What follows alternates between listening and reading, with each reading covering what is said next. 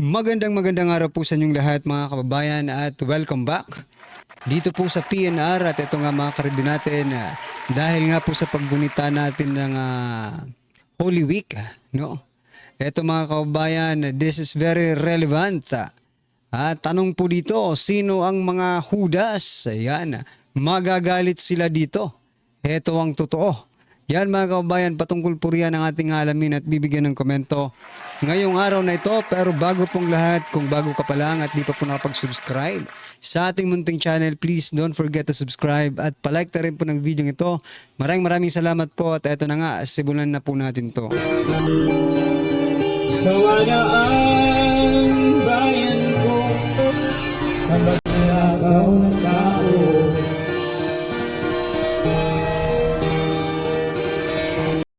So ito mga karibin natin, bago po natin muling i-play ang video ito, pasadahan po muna natin ang mga nagtitrending na mga balita dito po sa mundo ng social media. At ito nga po mga karibin natin, sabi ko nga po kanina, sino po ang mga Judas, no? Ito mga kabayan, maging si Atty. Harry Roque, no, ay nagtatanong rin mga karibin natin, no?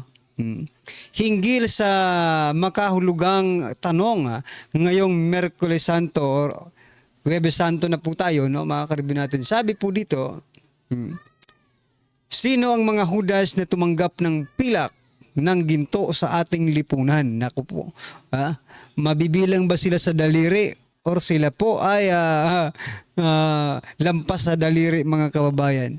Mukhang marami yata ang mga Judas sa ating lipunan, no?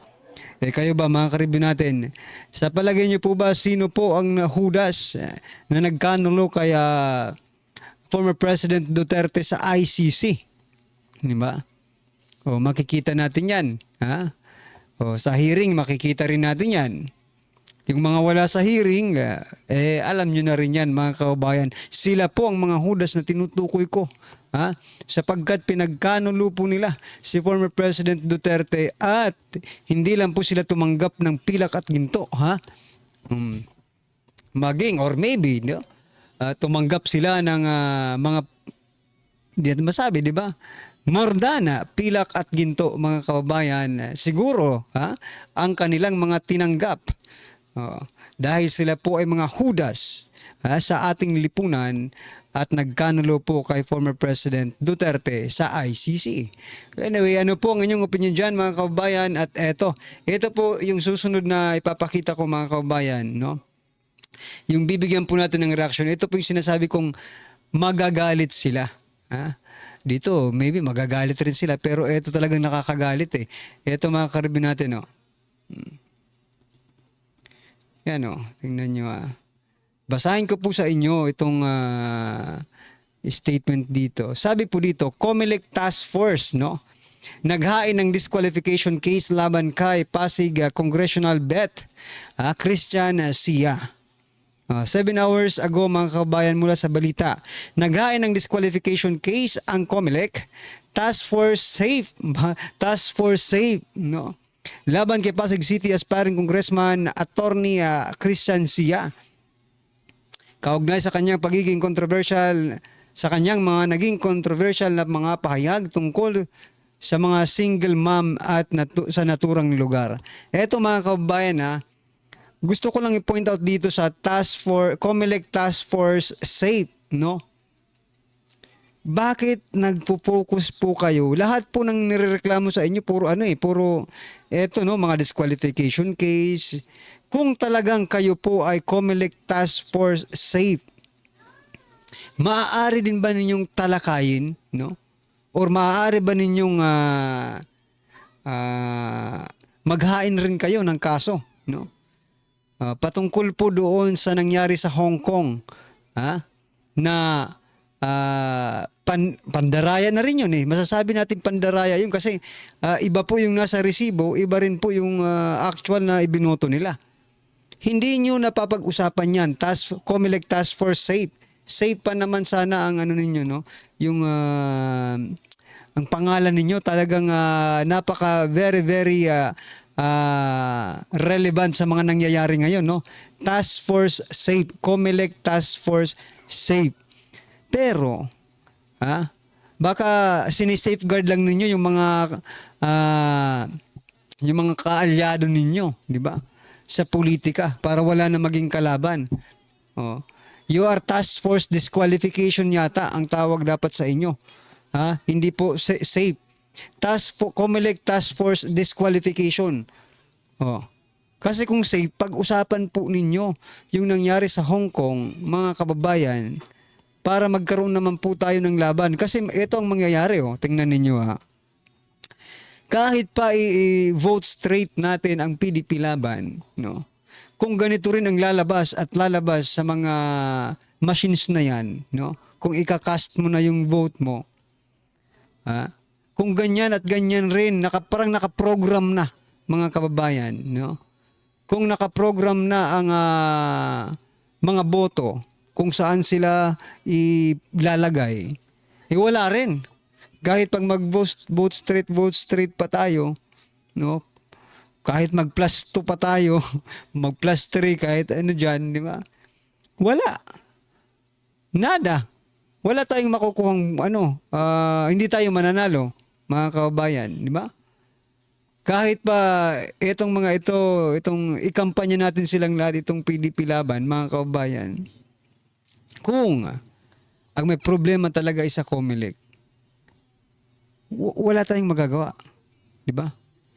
Wala tayong magagawa kung di magreklamo. Kaya nga itong COMELEC Task Force Safe, kayo po ang pag-asa sana na pwedeng tumulong sa taong bayan para maputol yung dayaan na yan, mga karibina. Yan ang online voting. Di ba? Maputol yung mga dayaan na yan. Ngayon pa nga lang, nakikita na po nating may dayaan. Parang lang yan parang loto lang yan, di ba? Nakikita mo na talagang hindi lang parang, talagang dinadaya na ang loto. Pero hindi ka kumikibo.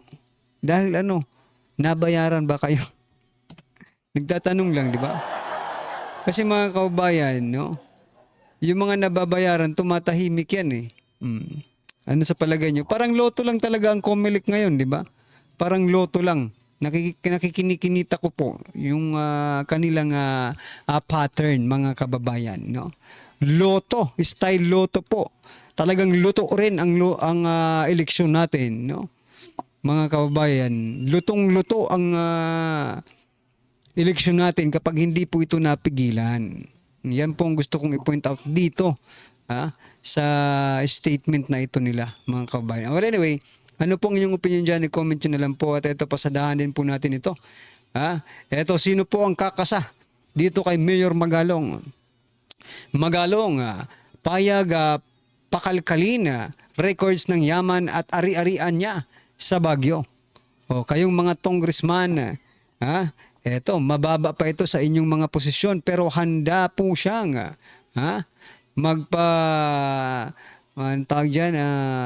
magbigay ng kanyang kopya ng kanyang salin, no? Or statement of assets and liabilities, mga kabayan, and net worth. So yan. Kayo, kaya nyo ba yan? Kayong mga nagkriticize dito kay Mayor Magalong. Eto, mag-aano siya. Payag siyang kalkalin nyo lahat. Kalkalin nyo lahat ang yaman niya kung may yaman din ito. Kung baka wala ring yaman, bigyan nyo na lang din. Diba? Kasi kayo, hanggang salita lang kayo. Nung nagre-request ang taong bayan nagpa-hair follicle test, hindi kayo. Hindi nyo sinunod yung kagustuhan ng taong bayan. Diba? Well, anyway, ang gusto ko lang i-point out dito, mga kababayan, yung pagkasa ni Mayor Magalong dyan sa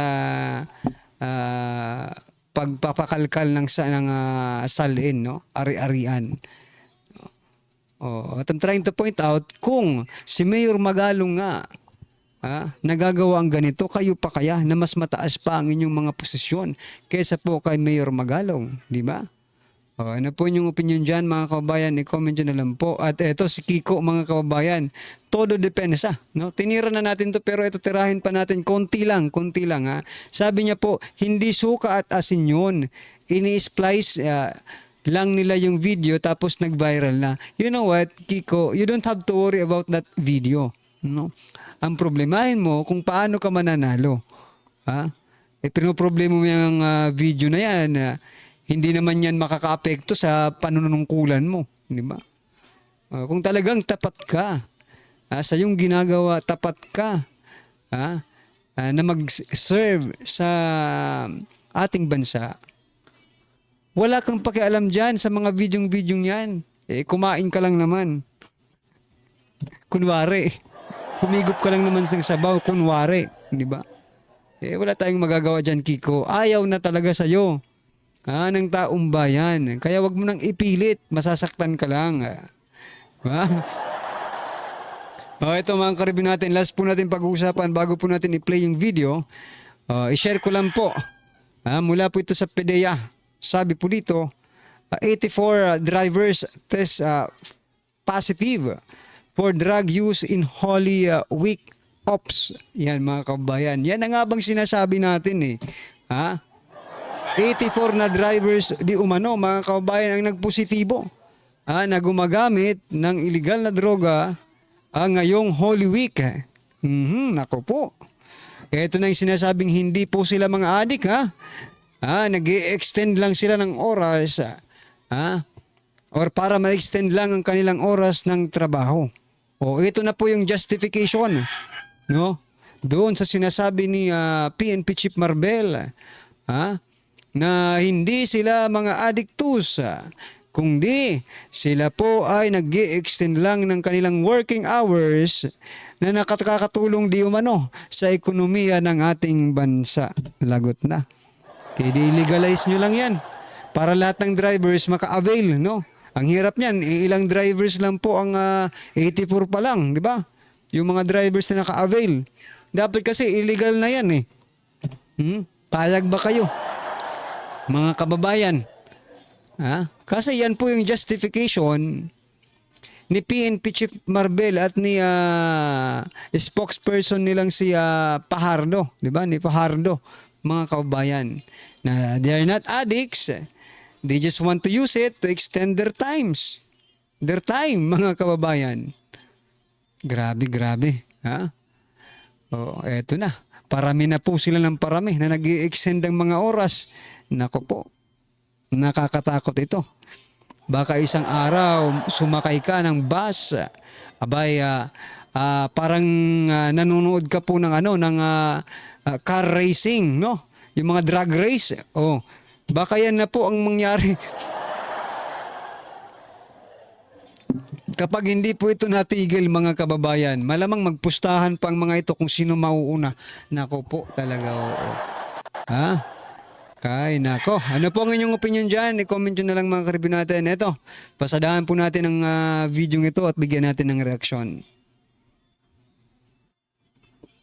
Dapat malaman ng taong bayan. Balitang viral ngayon sa mundo ng social media. Kahit anong gawing pilit niyong pagpapaikot sa taong bayan ay sadyang lalabas at lalabas ang buong katotohanan. Tila magugulat ang gobyerno ngagba at ang mga loyalistang kakampi na bulag pa rin sa katotohanan. Matapos lumabas ang balitang umami na mismo ang abogado ng AJK victims na si Atty. Conti at sa iba pang mga lawyer, tila aatras na raw di umano sa pagiging ICC witness ang tila mga AJK victims kuno ng mga kakamping. Pero bago tayo magpatuloy mga kapanig, kung bago ka pa lamang sa aming channel, ay huwag kalimutang mag-like, subscribe at i-click ang notification bell para mas maging updated ka pa lalo sa lahat pa ng mga bagong videos na i-upload namin. At yun na nga mga kapanig, ito ang malaking good news na dapat malaman ng taong bayan at tila ayaw ipalabas ng mga bayarang media sa politiko. Tila aatras na sa pagiging testigo ang mga nasabing AJK victims laban sa dating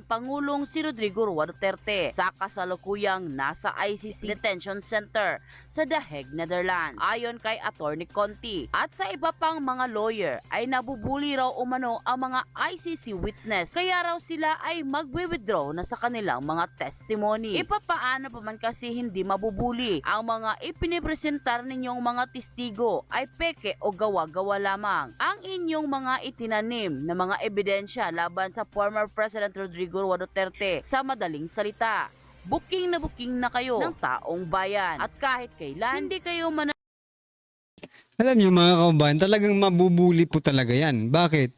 Ha? Dahil may mga kapitbahay po sila na kilalang kilala ang kanilang mga pagkatao. Tulad po ni Aling Sheila, mga kababayan, di ba? Dahil sa kapitbahay niya, nag-trending po si Aling Sheila. Ganon din yung iba. May kapitbahay sila na posibleng mahiya sila sa pagharap nito sa mga susunod na araw. No? Dahil sila po ay nagpapagamit dito po sa mga taong ito, mga karibin natin. Buti sana, no? Kung itong mga taong itong pinagkukuha nila ay walang mga kapitbahay na nakakakilala sa kanila para at least safe sila, di ba? Pero sa dami nito mga kababayan, 30,000 plus, more or less, talagang may makakakilala at may makakakilala talaga dyan. nanalo sa katotohanan bilang isang malaking pruweba, tulad na lamang itong kay Aling Sheila na talaga namang nagtrending sa lahat ng social media platform dahil ang kanyang anak di umanong nasawi raw dahil sa AJK, pero matalino na ang taong bayan dahil natuklasan at maliwanag pa sa sikat ng araw. 2024 lang pala ito nasawi na siyang kinumpirma naman ng Jara Funeral Services. Ayon pa sa post ng Jara Funeral Services, and I quote, "Those we have held in our arms for a short while, we hold in your hearts forever. Ryan A. Barbacena. With deep sympathies, love and prayers, Barbacena family, thank you for trusting Jara Funeral Services." At dagdag pang patunay ay meron pa silang bagong post sa social media sa kanilang Facebook page, and I quote, "For the awareness of everyone, this post is intended to clarify things about our post last July 2024. Kami po ay private business na ang trabaho ay magbigay ng serbisyo ayon sa pangangailangan ng pamilyang namatayan. Kami rin po ay humihingi ng pahintulot sa pamilya bago kami nagpo-post ng picture at funeral service sit up ng namatay. Now yung date po na nakikita ninyo ay tama naman po.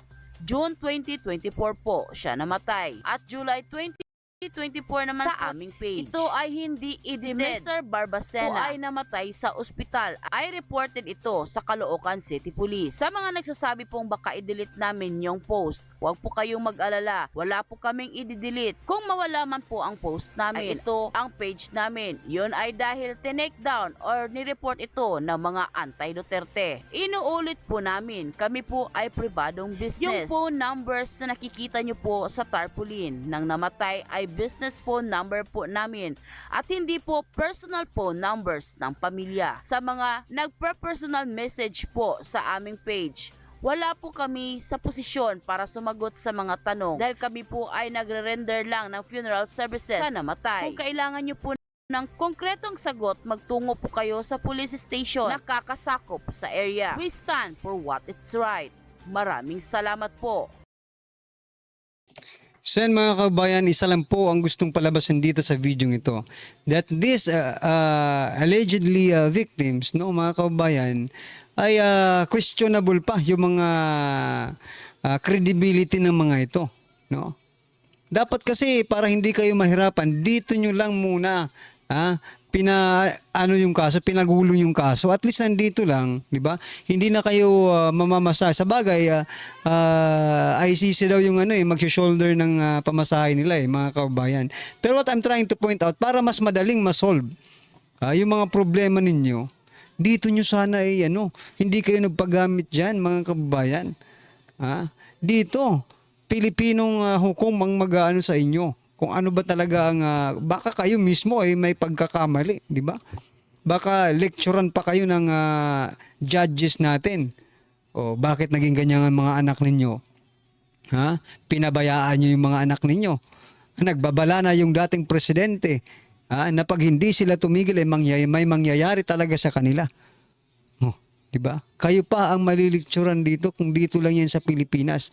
Kaso nandun po sa ICC, iba rin po yung mga nila, mga ugali nila doon Ha?